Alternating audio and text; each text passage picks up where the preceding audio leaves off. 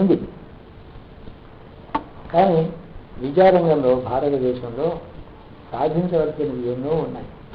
ప్రపంచంలో ఉదాహరణకి 6 నెలల క్రితం world's greatest universities, best universities of the world, the 100 best universities of the world అని 100 ప్రపంచ విశ్వవిద్యాలయాలు ప్రపంచంలో చాలా గొప్ప లిస్టు తయారు చేశారు.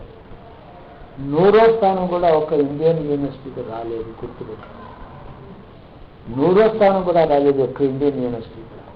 ప్రపంచంలో గొప్ప గొప్ప యూనివర్సిటీస్లో ఒక స్థానం మనకి లేకపోవడానికి మనకి బుద్ధి మాన్యం ఉందా? మనకి తెలివి తక్కువాలమ్మా? విద్యలో మనకి షార్ప్నెస్ అది బ్రెయిన్ లేదా? పండితులు లేరా? ప్రొఫెసర్లు లేరా? సైంటిస్టులు లేరా? కేవలం బుద్ధిహీనులా ప్రజలు? అలా లేదే.